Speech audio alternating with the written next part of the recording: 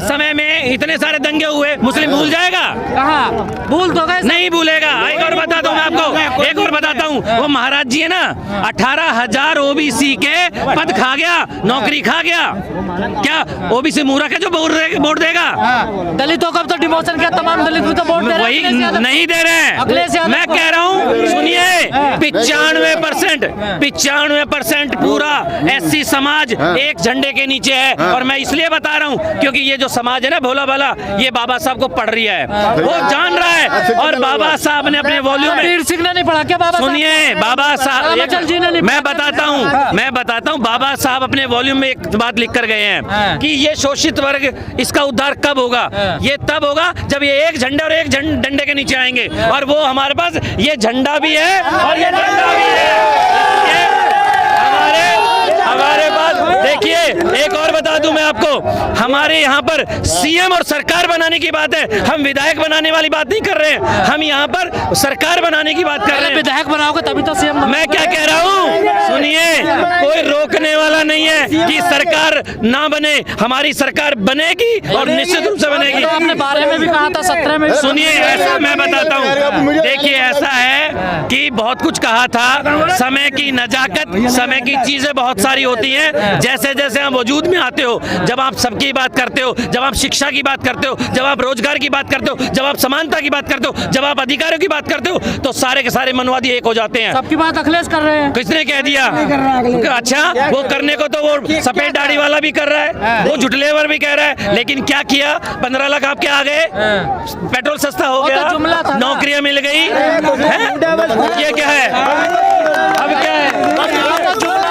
अच्छा, ये आप कह रहे हो जुमला था, वो तो अखबारों में छपवा दिया उन्होंने, है ना? वो कहानियां एक और है, वो दिखाई नहीं दे रहा आजकल। वो कह रहा था कि 35 रुपए किलो लीटर तेल दे देगा, रामदेव की बात कर रहे हैं। शायद वही होगा मेरे ख्याल से। हम उसको डेढ़ कहानियां बोलते हैं, उसकी आंख का इलाज तो खुद का हुआ नहीं। और सुनिए, वो क्या कहता है, चिकन मत खाओ, वो मत खाओ, और खुद चिकन बिरयानी का मसाला बेचेगा।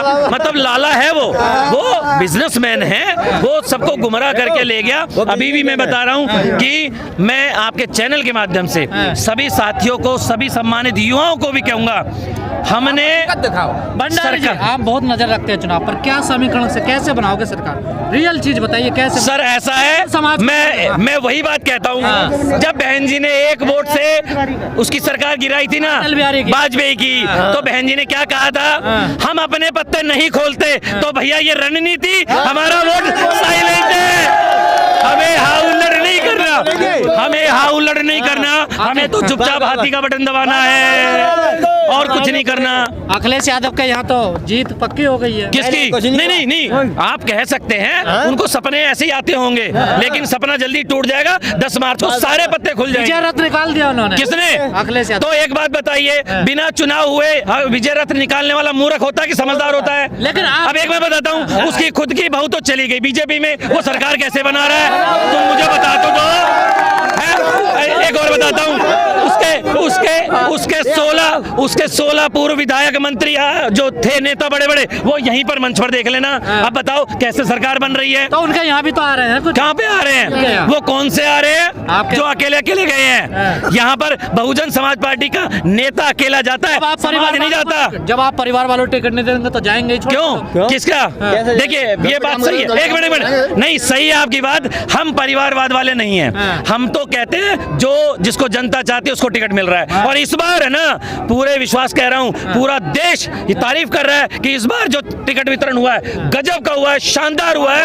और निश्चित रूप से बहन जी इस बार बनेंगी, सीएम बनेंगी। अखिलेश यादव कह रहे हैं यादव, दलित, मुस्लिम सारी कास्ट में वोट दे रही है। अच्छा, आपको कौन सी कास्ट? अच्छा सुनिए, देखिए, सारी कास्टें एक जगह नहीं हो सकती, ये ह्यूमन बींग्स है, मानवीय गुण है। और हम भी ये कह रहे हैं, हमें सारे धर्म के लोग दे रहे हैं, हमें तो सारे धर्मों के लोग दे रहे हैं, चाहे वो हिंदू हो, मुसलमान हो, सिख हो, सारे लोग, सारे धर्मों के, सारी जातियों के लोग हमें दे रहे हैं। ये जो जो पार्टी है ना, इसका नारा देखा आपने, सर्वजन हिताय सर्वजन सुखाय। सर्वजन की बात अगर कोई कर रहा है ना तो एक अकेली पार्टी करती है। आप चीज का विरोध करते हैं कि मान्यवर साहब बहुजन का नारा। एक मिनट, अब मैं आपको बता दूं, ये जो युवाओं को गुमराह किया जा रहा है ना, बहुजन क्या था, बहुजन कहां से आया, इस बात को जरा यहाँ दिमाग लगाइए और पढ़िए, और पढ़ोगे तो पता चलेगा ये कहां से लिखा है। एक मिनट सुनिए सुनिए सुनिए, समय की नजाकत सुनिए। अब मैं इस बात को बता दूं, बहुजन हिताय बहुजन सुखाय जो चला है ना कॉन्सेप्ट या नारा, ये तथागत बुद्ध से चला था। तब उस समय SC ST OBC नहीं थी। बहुजन का मतलब जिनकी संख्या ज्यादा हो, जो लोग ज्यादा हो। अब एक बात सुनिए, बहन जी जब पहली बार मुख्यमंत्री बनी तब बहन जी ने क्या कहा, मैं आज तक तो बहुजन समाज की नेता थी, लेकिन आज मैं CM बन गई हूँ, मैं पूरी जातियों की नेता हो गई हूँ, सर्व समाज की नेता हो गई हूँ, इसलिए अब मुझे सर्वजन के लिए काम करना है। और ये एक बहुत बड़े नेता की पहचान है। मैं कहता हूँ बहन जी जैसा नेता कोई नहीं, और बसपा जैसा कोई दल नहीं, और बसपा ही सब बीमारियों का हल है। टक्कर किससे है आपके? किसकी? हमारी टक्कर। देखिए सुनिए, आप ये कह सकते हैं, लेकिन मैं आज की इस आगरा की धरती से आज जो चुनावी शुरुआत हुई है जनसभाओं की, हालांकि हमारा ये दूसरा चरण है, पहले प्रबुद्ध सम्मेलन हो चुके, OBC सम्मेलन हो चुके, मुस्लिम सम्मेलन हो चुके, कैडर हो चुके, सब कुछ हो रहा है। ये आज जो शुरुआत हुई है, इससे कहता हूं कि आज ये हुजूम देख लो, प्रशासन की स्थिति देख लो, और लोगों के पसीने देख लो, आपको ये पता चल जाएगा कि बसपा के अब कोई टक्कर में ही नहीं रहा, बसपा एक तरफा जाएगी, देख लेना आप। और मीडिया तो मना कर रहा है। हाँ जी, मीडिया तो ऐसे करता है। क्या मीडिया तो मना कर रहा है? मीडिया कुछ भी कहता है। अच्छा, वो मीडिया हमारा है ही नहीं, वो हमारा नहीं है, वो खरीदा हुआ गोदी मीडिया है। और वो देखो सुनो, 2007 में कितने दिखा रहा था? 0, 206 आई। सोचिए इस बार 222 आएंगी भाई साहब। स्वामी प्रसाद मौर्य क्या है, पहले इनमें थे, ये जीत करके गए, और ये उससे पहले कभी नहीं जीते, BSP में आए तभी ये जीत करके गए। हमारी पार्टी नेता अच्छा बना, वो BSP से बन के गए। स्वामी प्रसाद मौर्य कह रहे जिस पार्टी को मैं छोड़ देता हूँ खत्म हो जाती है, बहन जी पे हमला बोला ना, खत्म हो जाती है। हाँ, खत्म इसीलिए हो जाती है, वो तो जुमलेबाज है, जुमलेबाज में रहकर जुमलेबाज हो गया। वोट किसे दोगे बताओ पहले? वोट हम देंगे मायावती को। क्यों? हमेशा देंगे।